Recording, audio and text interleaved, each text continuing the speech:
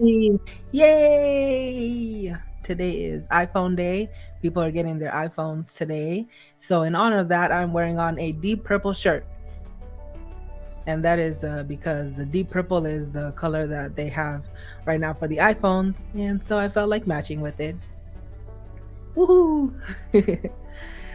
um, so, I know that there have been people that are having problems with their iPhones, with their eSIM.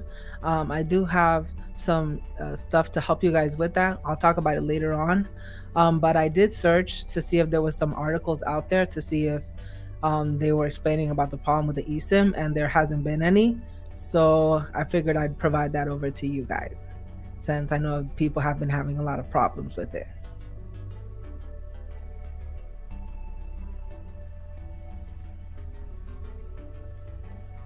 And people are just coming in right now.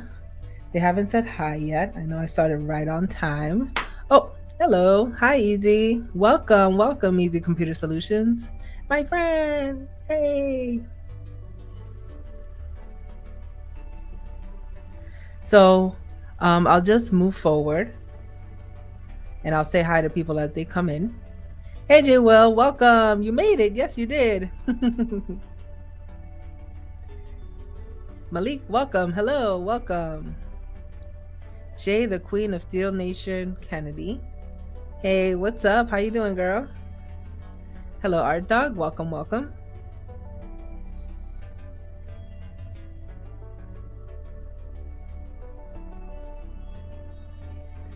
So I did want to just take some time to toot my own horn. I did make a video this week. Actually, I made it go live yesterday. And it's about the iPhone 14 cases. SUPCASE has sent me out their unicorn Beetle style cases, and so I did a video about that. Definitely check that out when you guys have the time. They did also send me out their dummy units so that I can test it out with that, since I don't have the iPhone just yet. So I'm excited to bring you guys more videos with that. So my husband, Mr. Catwoman, he got the iPhone 14 Pro Max, but he ordered his on, I think it was Saturday, and his is not supposed to come in until the 26th of September, between the 26th of September and October 2nd. So then that's when I'll have his, and then I'll be able to play with it and stuff like that, and probably do some content about it.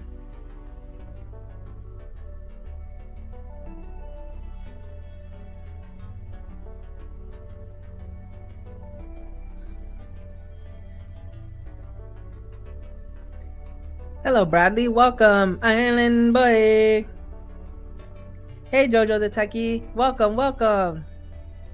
Hey, Uno Nice. Welcome.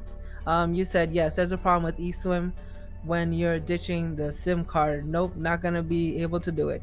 Yeah, a lot of people are not able, or probably who were on the fence about getting the iPhone because of the eSIM situation, are probably backing off on it right now.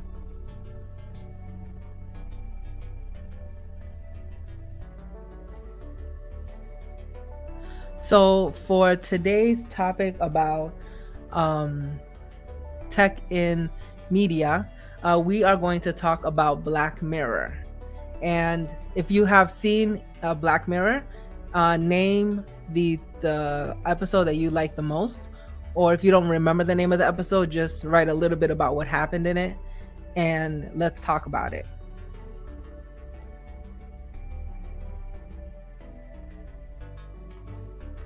So the article says 10 times Black Mirror mirrored real life. Honey. So in number 1 is Nosedive. Nosedive tells a story of Lacey, a social girl living in a social world where everyone has a rating system between 0 and 5 that determines a variety of things, like whether they get a job, what kind of car they rent, what event they go to, and even who their friends are. In China, this dystopian world isn't just a story. Citizens are involuntarily enrolled in a social credit system that tracks their behavior, and if it's bad, they can suffer consequences like being unable to own pets, not being allowed to travel, or not meet that dream partner from the dating app that displays their user's social credit score. Number two, shut up and dance. So, the premise of this episode is not new. Webcams have been hackable and watchable for a while now. Plus, spam emails, messages from nefarious characters to sometimes equally nefarious characters are just a commonplace. But Shut Up and Dance gives us a terrifying look into the future, showing what these vulnerabilities could eventually become. Archangel. Keeping children safe is generally a parent's top priority, and to some and some believe that the best way to do so is by tracking your child. Something Archangel does by implanting a chip into a kid to track where they are, monitor what they're doing, and pixelate images that considers distressing. Geobit does almost the same thing. It allows a parent to connect a tracking tag to some part of the child's clothing to continuously keep tabs on their whereabouts through an app. Thankfully, it's not implanted, or at least not yet, but the idea is not far off. Some companies are already microchipping their employees. Black Mirror. Black Museum. What would you do if you could physically experience other people's pain?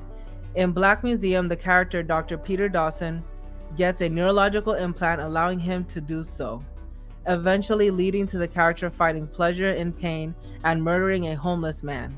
In real life, Dr. Joe Salinas does feel his patient's pain, just without an implant. He has a condition called mirror touch synesthesia, where his brain mimics symptoms of anyone who he sees is in pain or touching something.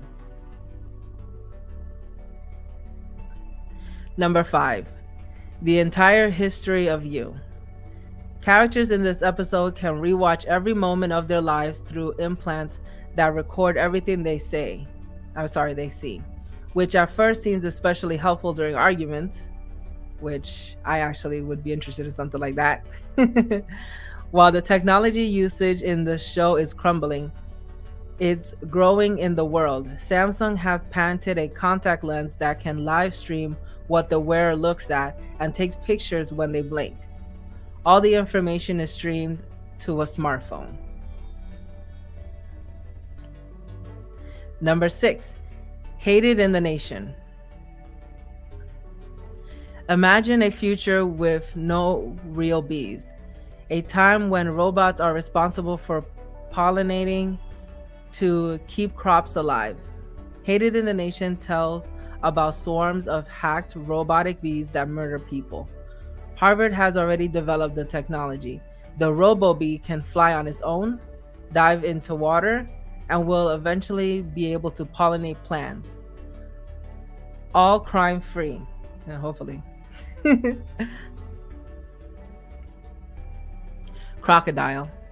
The carnage in Crocodile started relatively simple, with somebody getting hit by a self-driving pizza delivery truck. Starting in 2020, Domino's Pizza will have autonomous Ford pizza delivery vans on the road. Now, this article was actually made in 2019, so that's why they're talking about something that happened in 2020. But as you know, right now we're in 2022. It's not something that has fully come to fruition. Striking Vipers. This one's number 8. Forget controllers, screens, and consoles. Striking Vipers allowed players to play using only their brains, which is what BrainNet, a Tetris-like game where people play together with their minds, is attempting to emulate, minus the unique relationships. Another difference between Striking Vipers and BrainNet allows 3 simultaneous players. Number 9, Be Right Back. In this episode, a humanoid robot tries to avoid death. Hanson Robotics has an entire line of lifelike robots, including ones that learn a person's history through social media and memories so it can emulate them. Just like Ash's duplicate in the episode. There are currently chat bots that can mimic people and even robot news anchors in Japan. And lastly, number 10, Rachel, Jack, and Ashley too. Miley Cyrus herself has said that this episode of Black Mirror has a twisted duplicate of her life. Ashley O's growing distaste for her pop style lifestyle is a similar path that Cyrus took when she shed her Hannah Montana persona for an edgier version of herself. Granted, no one has tried to put Cyrus into a coma or robotize her voice yet. Yep. So my favorite one is actually, let me just scroll up. Number 5, The Entire History of You. So I would love to have something that, basically have receipts about the things that I've done or has happened and stuff like that. Just, for my own memory, or if I need to, go back and see what I misremembered or things like that. That's the one that I like the most. Let's see what the chat has to say.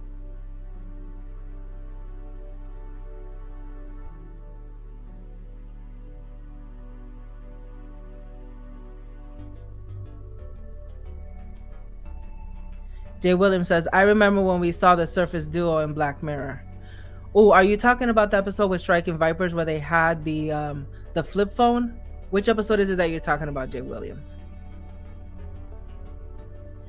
Jojo the Techie said, is that the nosedive episode? She's asking Jay Will if that's the nosedive episode. That one's my favorite. She said that one's her favorite. Okay, cool. And she also said that San Junipino is good too. Yes, that one is good. Hey, holla at your boy. Welcome, LaShawn.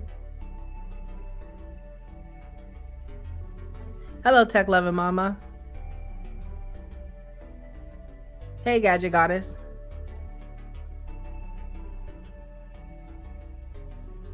Jay Will said it was the one with the guy from Marvel that flies. I'm trying to think. Okay, Jojo says yes. Jojo the Techie says yes. That one's the Striking Vipers. Oh yeah, the guy who plays that plays Hawkeye. You're probably thinking about the guy who plays Hawkeye. Yep, that one's Striking Vipers. That one had the first basically flip phone that you could see on there, and I was like, what? They have a flip phone, and it was a folding phone, but it folded like the flip phone, like the Z flip phone.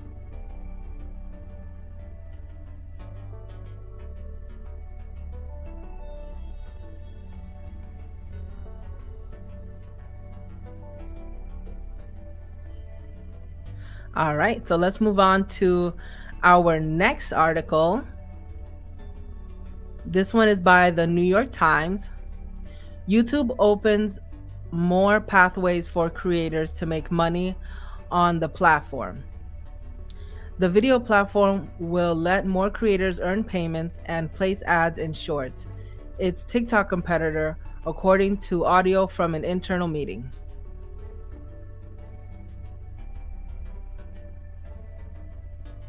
YouTube is expected to announce more opportunities for content creators to earn money on its video service, hoping to guard its role as a home to popular personalities and gain an edge against rival TikTok.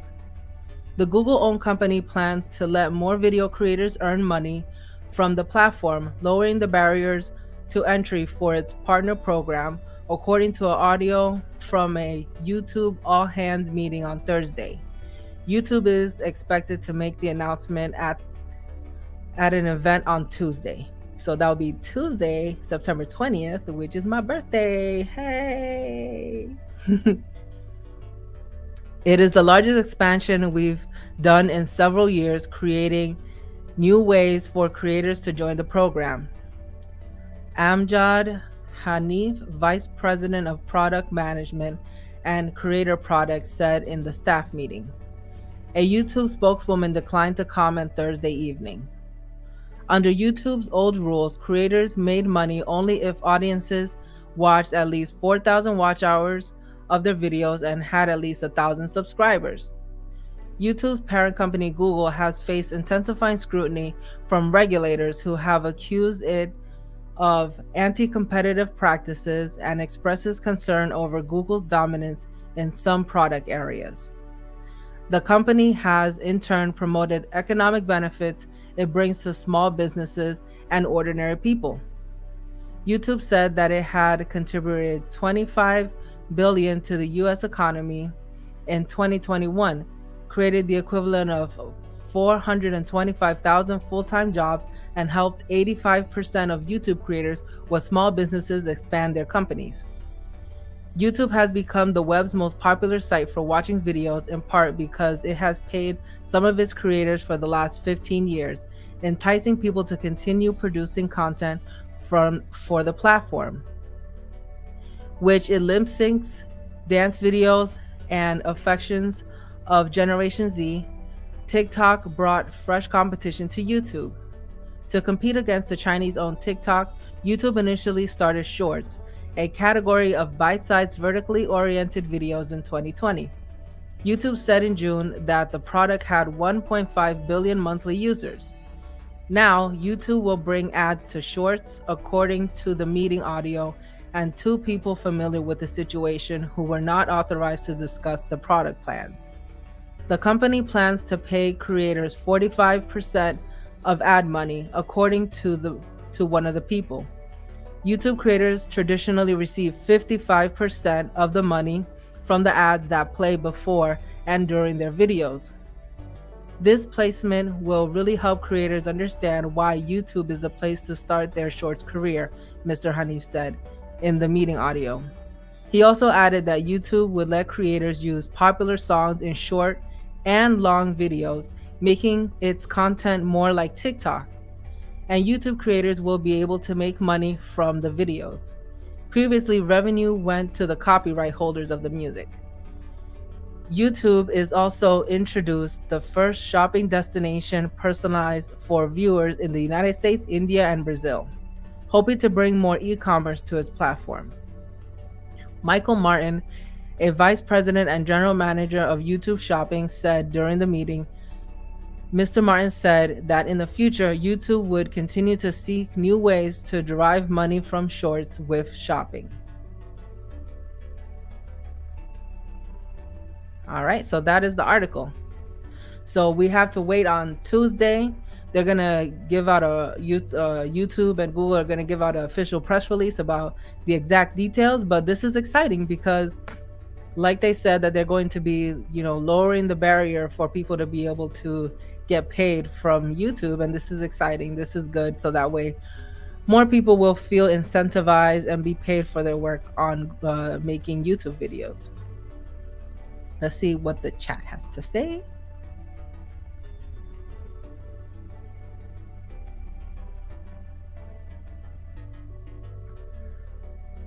Hello, Bionic Scoop. Welcome.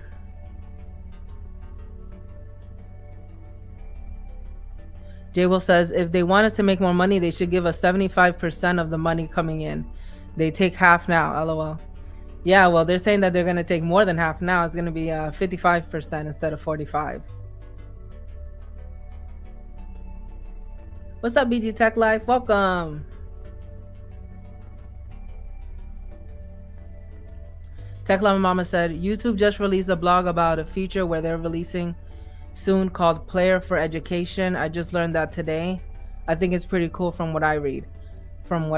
Yes, I think I read it too. Is that one about where basically it's going to be ad free for people with educational accounts?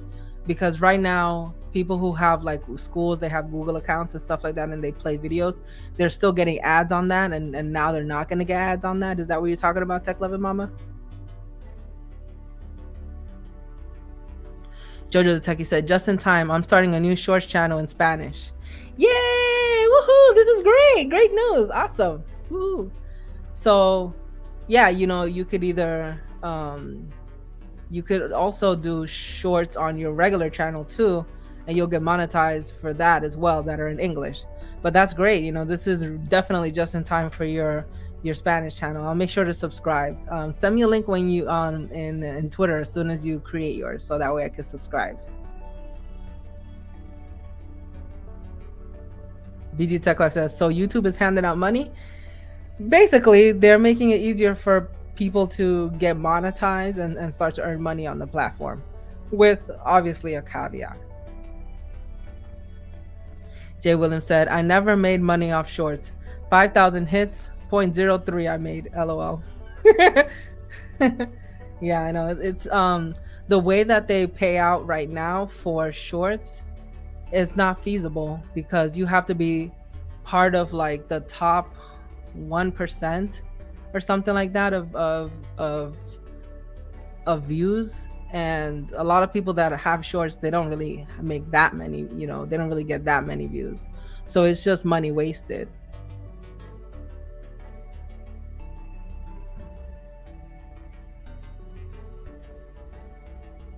Bradley said, so how them taking more money is giving creators more. The reason why they're taking more money is because they're going to be allowing people to play copyrighted music on their shorts and long videos, and you should be able to play the whole song. So that's why they're taking more money, so that way they can take that money and give it to copyright artists that you'll be able to use the sound of. Tech Loving Mama said, yes, it says that the new YouTube, it'll be a new YouTube and better player that shows content on commonly used education apps without distracting ads, external links, and recommendations. Yep, that was a really good article. Yep. Jay Williams said, new people on YouTube has it so easy. They can start a channel, get sponsors with the quick. They also have something and someone to model their channel to. Yeah, true. There wasn't a blueprint back then. So it's definitely a lot easier to get monetized and to make better choices than other people did back then. Jojo the Techie said, wait, they're allowing copyright music on long form videos too? Yep, in long form videos too, not just shorts. But again, this is all from a leaked audio that the New York Times obtained, and the official is going to be coming out on my birthday, September 20th. So be on the lookout from that. Tech Loving Mama said it's to make learning more interactive on YouTube. Yeah, that's really good. I'm glad that they're making steps to do that. Hello, Lady Red Tech Reviews. Welcome.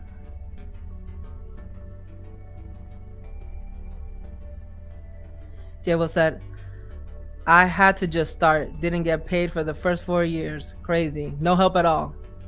Yeah. And now here you are, helping other people. You're awesome. Oh, Jojo the Techie's a September baby too. Hey, good vibes.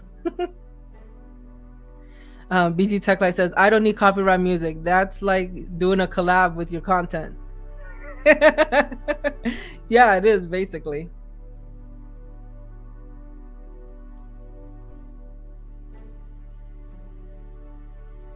All right, so let's move on to the next thing, which is about eSIM.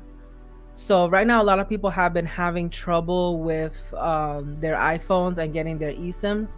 So in the link and the show notes, I have a link to the official Apple website and their recommendations on the steps that you go about it. So basically what you need to do is, on the old phone that you have, you need to leave the SIM card in there and then convert the SIM card into an eSIM, and then transfer the eSIM to your new iPhone. So basically that's how you do it. And here are the steps. So it says here what you need. First, you need an iPhone XS, XS Max, or XR or later. so and above, basically. A wireless carrier worldwide service that provides and supports eSIM, and your new iPhone that needs to be connected to a Wi-Fi network with an asterisk. The asterisk is the iPhone 14 models that are eSIM only can activate without a without a Wi-Fi network. So after that, then you just follow the steps. But don't worry, I got you as well. There's also a video step by step as well that you can follow along. So just follow the steps. If you come across any problems, obviously, call your carrier, or they might have you call Apple, or you can contact Barry Johnson because he's been helping people all day with this. So for those of you there in the chat, have you guys experienced any trouble with if you've got the iPhone activating it with the eSIM? Knowing that, when my husband gets the phone in, I'll make sure to do it properly.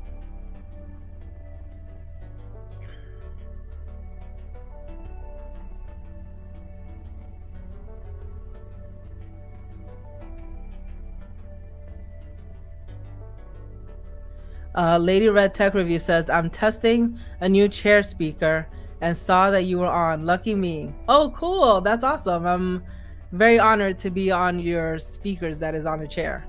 That sounds really cool.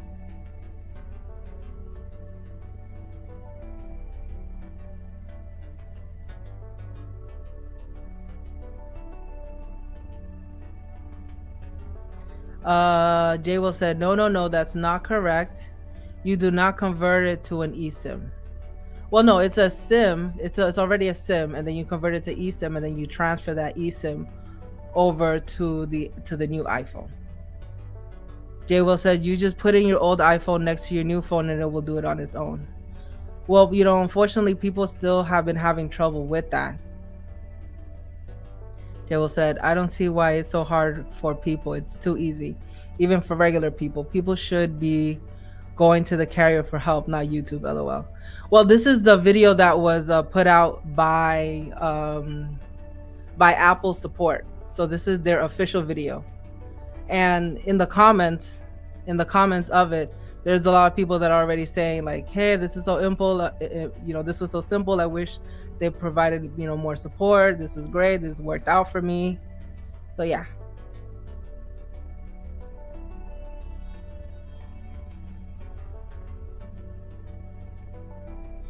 Oh, Tech Loving Mommy just subscribed to Jojo the Techie. Great, that's perfect. Awesome.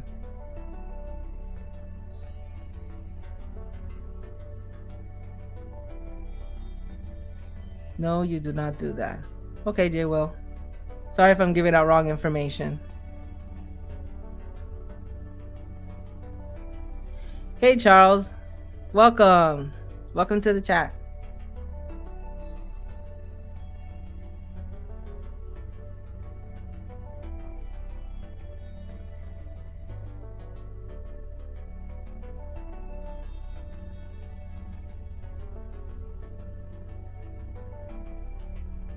Oh, you didn't mean to send that? That's okay.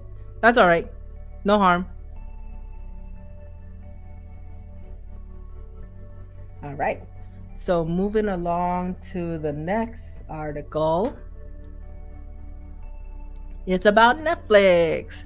So Netflix reportedly wants to move away from binge model releases. Netflix days of binge model releases could be coming to an end, as streaming services reportedly could move to weekly releases for some shows. Binge model releases are a staple of Netflix, but a new report claims that streaming services wants to begin moving away from them and embrace a more week-to-week release. The streaming wars have been a great impact. The streaming wars have had a great impact on Netflix in recent years. For all the success that has been found through major blockbusters like The Gray Man or its biggest shows like Stranger Things, the increased competition has put even greater pressure on these originals to perform. This is becoming increasingly more difficult as Disney Plus, HBO Max, Prime Video, Hulu, Apple TV Plus, Peacock, and more ramp up original programming. Due to the influx of content that is immediately within reach from streaming services, there have been a lot of conversations about how Netflix can change and adapt to stay ahead of the game. 2022 has been quite informative in that regard. Netflix previously confirmed plans for a lowered price supported by ads that will come in 2023. The service has also become a lot harsher with cancellations, especially from the negatively reviewed originals like Cowboy Bebop and Resident Evil. The latter and the growing importance of Netflix places on its viewership in the first week and the month of the show's release has reignited conversations about if the binge model is still best. It now appears that Netflix could be on the verge of making that big change. In the new edition of Puck News newsletter, it is suggested that Netflix wants to move away from the binge model in some form. Netflix currently uses weekly episode drops for some reality competition shows, but there soon might be time when it becomes used for Netflix's biggest originals and means of keeping viewers engaged over a long period of time. Matthew Bellany noted that in the newsletter that Netflix CEO Reed Hastings has seemed unwilling to pivot off the binge model because he hasn't needed to or wanted to. Now it appears that he does. Netflix has recently begun experimenting with other release models besides the binge model that works so well for them. Recently, subscribers have seen Ozark Season 4 and Stranger Things Season 5 split into two parts. Netflix plans to do the same with Manifest Season 4. The potential move to weekly episodes drops for some shows would finally see Netflix revert to the original television release model that Disney Plus, Prime Video, and other major streaming competitions also use. There have long been calls for Netflix to begin releasing episodes weekly. It gives audiences an easier way to experience the show without worrying about seeing spoilers for how Cobra Kai Season 5 ends on all day 10 episodes are released. It also aids word of mouth on great shows that allows viewership to grow as the season progresses. Meanwhile, Netflix would benefit from having audiences return to the service weekly for the new episodes and seeing their shows start brand new conversations theorizing that the binge model does not allow for. However, since Netflix already confirmed that Stranger Things Season 5 will still keep its binge release model, it will be fascinating to see what major show could potentially get the weekly release treatment. So what are your thoughts, you guys? Let's see.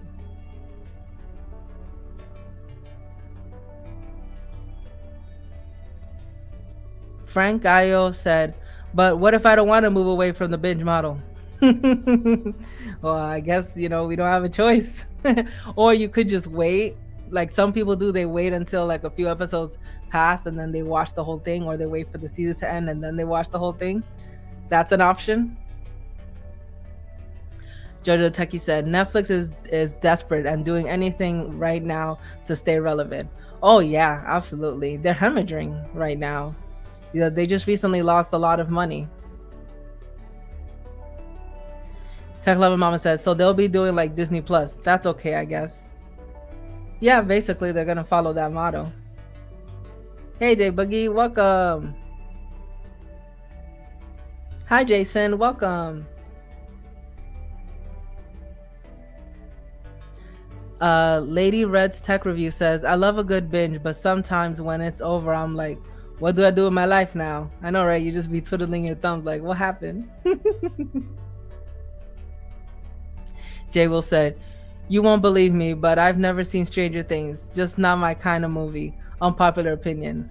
Ooh, nah, you're good. It's okay. It's not. You know, um, I've come to terms that not everybody has to see what I see. Um, but yeah, it's okay. It's all right if it's not popular. Hello, Redbird. Welcome. She said, I prefer the binge model. I'll wait until the series is posted. Yep, that's one way of going about it.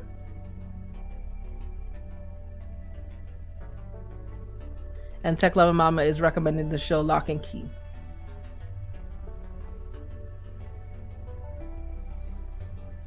Javel says, I try to avoid many demonic movies as possible. Oh, I feel you. I can't watch scary things like scary movies and stuff like that. There's just certain things I won't watch, like true crime, like knowing that it's like people are talking about stuff that are based on true events, that something actually happened to somebody and like somebody was murdered or something. It's hard for me to watch because I'm like, that really happened. Like, I really sympathize with it. So I feel you. There's certain things that I can't watch myself.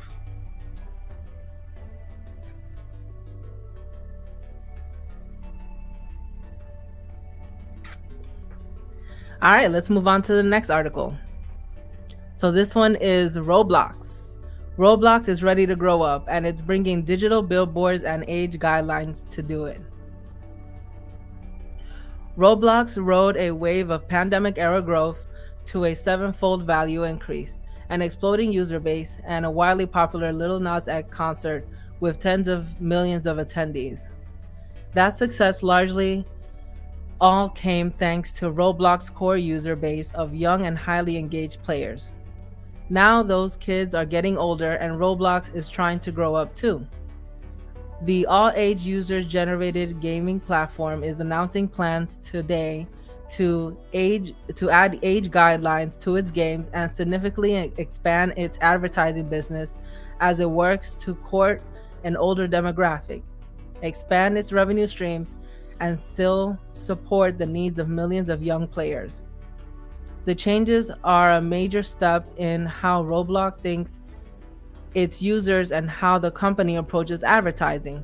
Roblox and the millions of people creating games on the platform will soon have a new way to make money and opportunity to target a slightly older demographic. Roblox's ability to become a billion person platform with thousands of creators supporting themselves on it will depend on whether it can translate these new features into the growth and profit. When we started out, the majority of people on the platform were under 13. We've crossed a huge threshold now where a majority of are over 13. Roblox CEO David Baszucki told The Verge. We're very optimistic that long term, this type of technology is going to support people all around the world and in wide range of ways of connecting and being together. Up until this point, Roblox has perhaps been mostly known for its popularity with children. At one point, the company said over half of the US kids under 16 played Roblox. Now its user base gets a little older.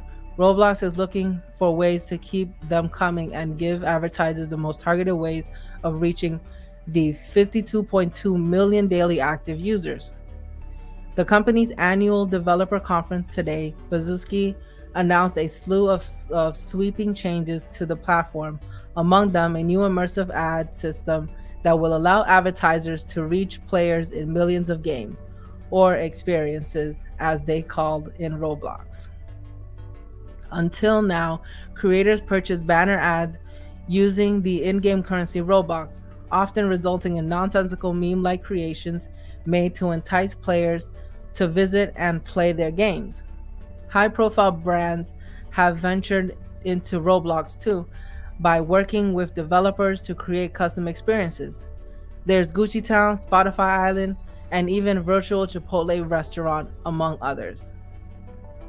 The new ad system, meanwhile, is a way for brands to advertise across Roblox experience through interactive billboards, posters, and other services, working initially with a group selected companies and developers and a new ad system that will allow creators to drop 3D ads into their own experiences, like a billboard in a sports stadium or on top of the cab in a game, and to get a cut of the revenue. In addition to ads within user created experiences, brands will also be able to have portals that act like a tunnel between the game, taking the player to a new brand area in Roblox like the shoe store or coffee shop.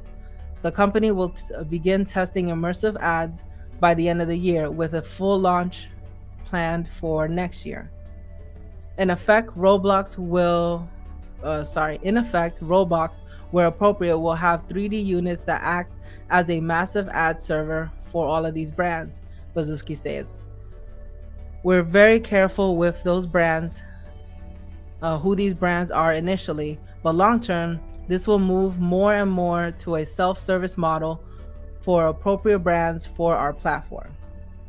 So I think this is pretty cool. So basically, inside the Roblox game, there's going to be boards and just like interactive places that brands get to do. So for example, in this one, is showing a Roblox character going into a portal for Vans sneakers, and when they go in, they're wearing on the Van shoes. They get to skate around, and they get to experience the van life basically, virtually.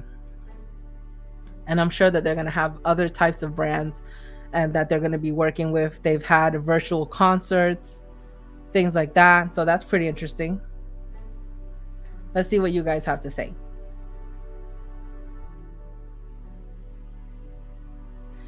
Lady Red Tech Review says, y'all give her some love and tickle like that. Oh, tickle that like button. Oh, okay, thank you. Yes. Appreciate it. Jojo said, so basically the metaverse. Yes, basically the metaverse, but you're using a controller instead of like a virtual headset on your head.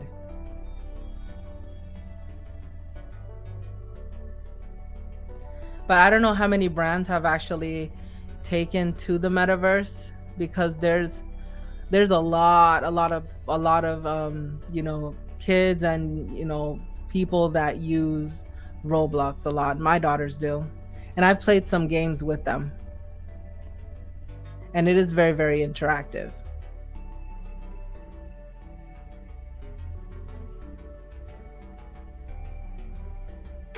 All right, let's move on to the next article. Samsung. So Samsung trademark Flex G dual folding smartphone tablet hybrid, and so it folds basically like a brochure, and it's basically like three panels, folds like a brochure. Yep, that's what it looks like. So this is from Sam Mobile. You may or may not recall the Flex G and Flex S concept foldable devices Samsung showcased in CES 2022. But you can find our hands-on video below in case you want to refresh your memory. In short, the Flex S and the Flex G are a dual folding phone tablet hybrid concept designed by Samsung Display to demonstrate other form factors achievable by foldable technology beyond the clamshell Galaxy Z Flip and the book-like Galaxy Z Fold. And if you're wondering, we're bringing up these concepts today because Samsung has just trademarked the Flex G name in South Korea. Samsung Display also trademarked the S Flex name Kispri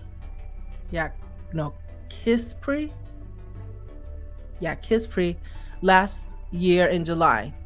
The Flex G is now joining in, and both names are categorized under the same classification at the Korean Intellectual Property Rights Information Service. And the company experimented with even larger foldable devices such as the Flex Note concept. It is possible that the latter will join in the other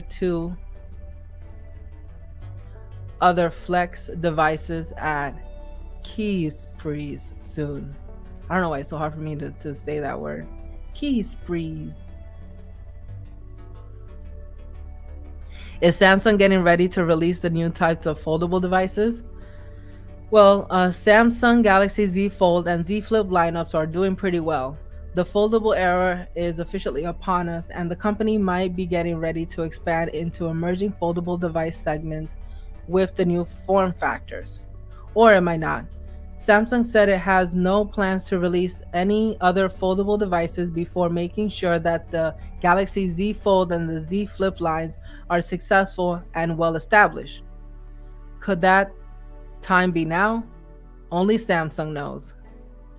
There's also a simple fact that Samsung Displays is a different organization than Samsung Electronics, and it's the display division that has showcased the Flex S and the Flex G concepts and secured the trademarks.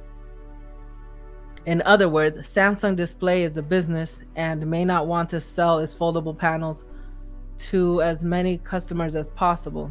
These types of foldable folding panels manufactured by the display arm could end up being used by other mobile manufacturers besides Samsung.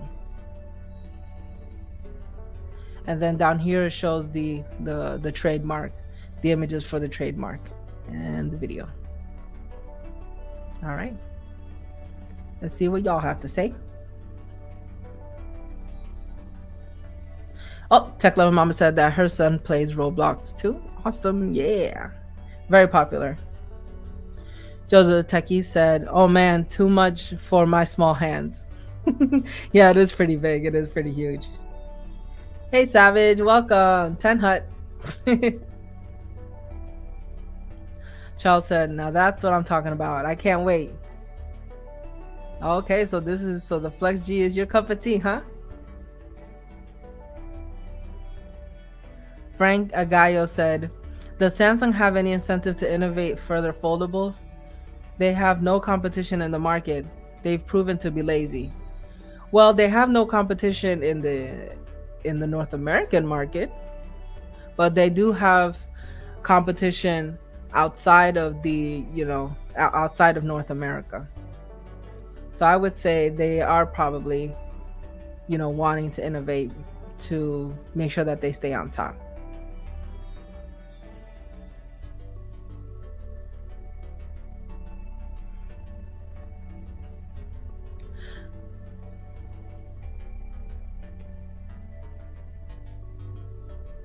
All right, and let's move on to our last article here. Ninja and Pokimane, two of Twitch's biggest stars, fly the coop. Not so long ago, Tyler Ninja Blevins was a nigh inescapable on Twitch. A breakout of 2018 saw him stream with Drake and become inextricably tied to Fortnite's meteoric rise. Alongside the burgeoning big timers like Imane, Pokimane, Anis, fast forward 4 years, and both believe their futures lie beyond Twitch's purple walls. On Thursday, Blevins announced that from now on, he'll be simultaneously streaming on all platforms, specifically Twitch, YouTube, Facebook, TikTok, Instagram, and Twitter. I want to know how they're going to be able to simultaneously do it on Instagram and TikTok because they are vertical platforms and he streams horizontally. So that's what I'm interested in. This follows a similar announcement from Pokimane last week in which she says she plans to sharply reduce the amount of time she streams videos on Twitch in favor of more diverse spread of videos and shorts about subjects like fashion and travel across YouTube, TikTok, and Instagram. While neither plans to abandon Twitch entirely, they no longer see the benefit of Twitch exclusivity in an era where Twitch is offering less money, when it offers exclusivity contracts at all. And creators are pushing back against individual platform unpredictability by putting their eggs in multiple baskets.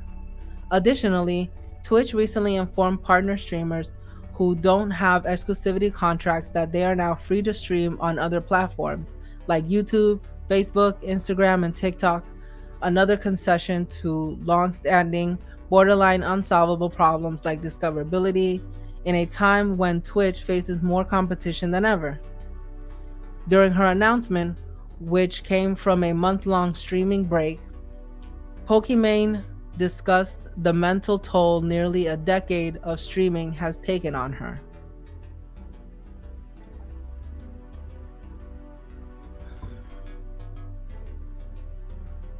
Putting myself out there so much, especially streaming, revolves around this constant feedback loop of people telling you what they think of you, she said, referring to the thousands of online comments she received per day. As an adult, in your formative years, you're figuring out who you are, discovering yourself, and I feel like when I'm just constantly putting myself out there, I'm not taking the time to actually reflect or grow as an individual or think about what I like. During her month off, Pokimane did some reflecting and came to the realization nowadays, when I see things on Twitch, it kind of feels like, been there, done that, she said. I'm not really excited or passionate about much.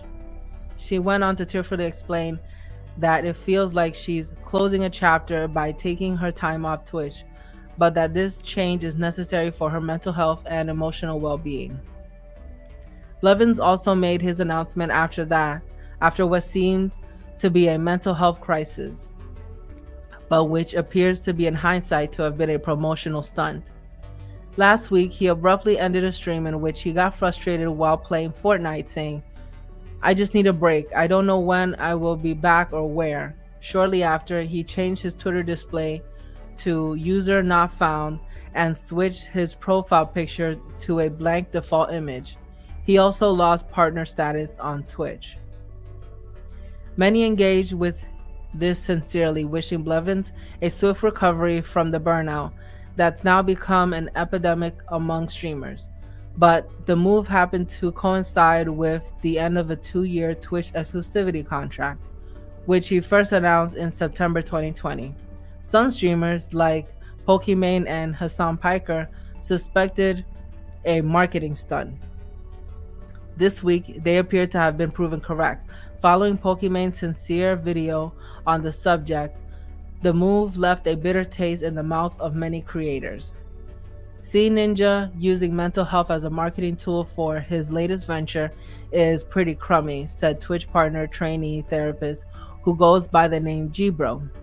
It stigmatizes mental health even more so within the streamer realm. People have been having real troubles in the realm of mental health everywhere, and this sickens me honestly. The whole user not found thing had people legitimately worried as it mimicked a lot of folks who suffer from internal demons, said Mario Kart champion Basim. This was terribly executed, and whoever thought it was a good idea has no empathy. On Friday, Blevins streamed across all aforementioned platforms, attempting to juggle chats on Twitch, YouTube, Facebook to mixed success. He did not read the chat on the platform where he unexpectedly found the most success, TikTok, on which he pulled over 17,000 concurrent viewers compared to around 13,000 on Twitch, 8,000 on YouTube, and 1,000 on Facebook and Twitter. Seeing as Blevins was landing in a similar range on Twitch before an all-platform switch, one could call this a success, albeit with a caveat that streamers almost always experience an inflated numbers immediately following a big move. "This is crazy," he repeatedly said at the streamer's outset.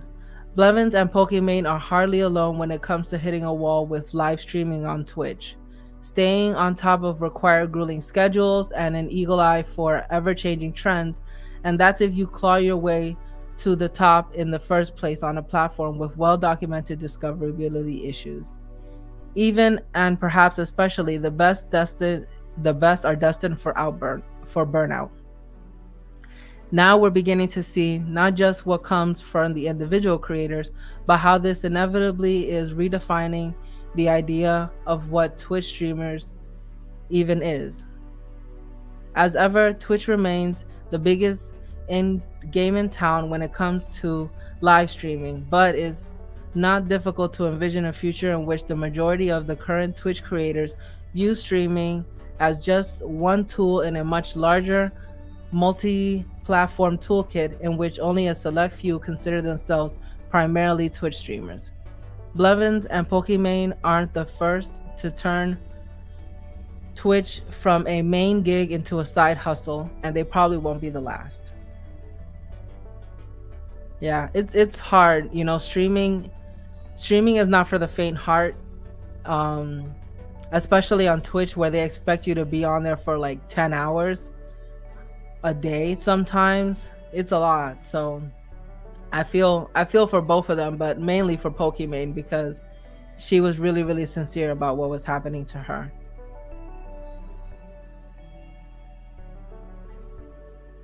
All right, let's see what you guys have to say.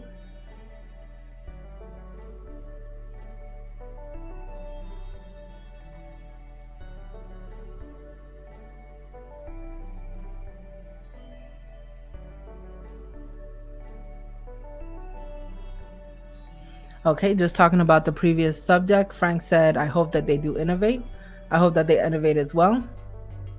Charles said, there's supposed to be a flex roll this year, but that got put on hold. Yeah, I'm sure that the technology is complicated. Lady Red's Tech Review says, I can see it marketed for corporate use for those many traveled locations, for example. That would be useful instead of hauling around a phone or a tablet. Yeah, that's very true. Jay Will said, Google's folding device will win the hearts of many Android users. And also said, it's sad that people get involved with social media, they can't even function in the real world. Yeah, basically, it does take a lot out of them. The Ish9 says, it's a full-time job to edit and stream. It really is. It really is. Frank said, full-time and self-employed is tough. Absolutely. All right, well, I want to thank you guys for joining me on this live stream. I'm going to be going over to LaShawn's stream, so I'm going to go ahead and post the link here. I had a great time with you guys, and I hope that you guys found value in the articles that I did present today. And I'll see you guys next Friday at 8 p.m. Eastern Standard Time. You guys have a wonderful day. Bye.